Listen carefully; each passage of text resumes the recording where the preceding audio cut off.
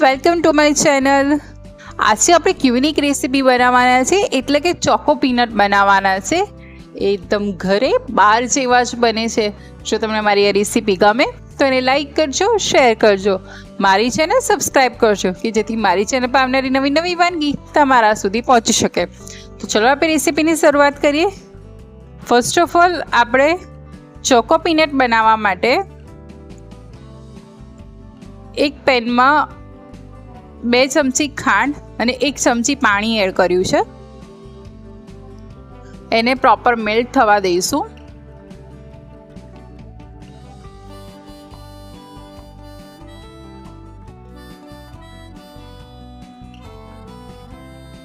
તમે જોઈ શકો છો કે બબલ્સ આવવા માંડ્યા છે ને ખાંડ ઓલમોસ્ટ મેલ્ટ થઈ ગઈ છે।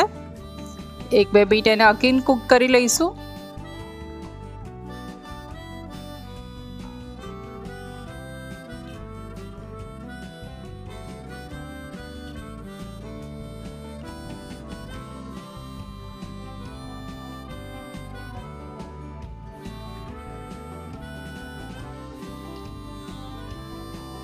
एक बे मिनिट बाद आ रीते में सेकीने छोतरा करेला रोस्टेड पीनट लीधेला छे। ए पीनट ने आपणे आ जे सुगर सीरप बनावी तेमां एड करी लईशुं अने एने स्टर करीशुं।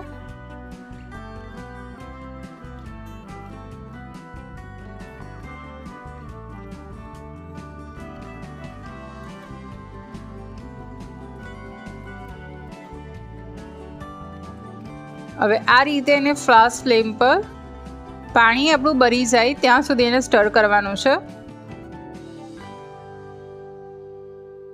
અને ખાંડ આપણી કેરેમલ થઈ જશે। તમે જોઈ શકો છો કે પાણી ધીરે ધીરે બળવા લાગ્યું છે। તો આપણી આ રાઈતની કેરેમલ પીનટ રેડી થઈ ગઈ છે અને એક પ્લેટમાં લઈને ઠંડી થવા દઈશું।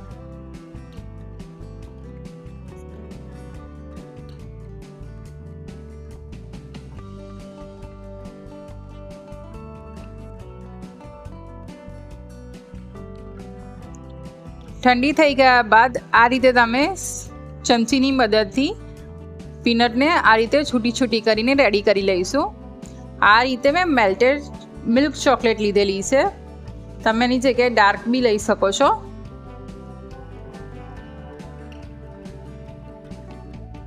हजी ठीक छे એટલે 1-2 મિનિટ ફરી મેલ્ટ કરી અને આપણી ચોકલેટ રેડી થઈ ગઈ છે। આ રીતનું ચોકલેટનું ટેક્સચર રહેવું જોઈએ। હવે આ રીતે બાઉલ રાખવાનો છે। ફર્સ્ટ 1 ચમચી મેલ્ટેડ ચોકલેટ પોર કરીશું અને આ રીતે એને સ્ટર કરીશું જેથી એક મિનિટ પર આપણું ચોકલેટનું લેયર આવી જાય અને આ પ્રોસેસ આપણે 15 ટાઈમ્સ કરીશું।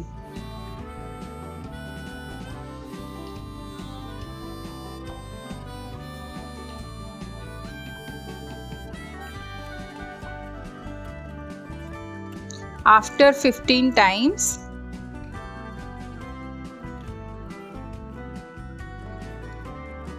આપણી બધી મિનિટ પર ચોકલેટનું એક લેયર આવી ગયું છે।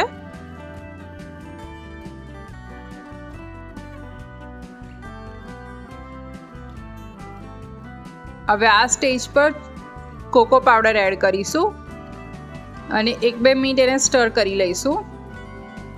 ત્યારબાદ 1 હવર રેફ્રિજરેટ કરી લઈશું। તો આપણા ચોકો પીનટ રેડી થઈ ગયા છે।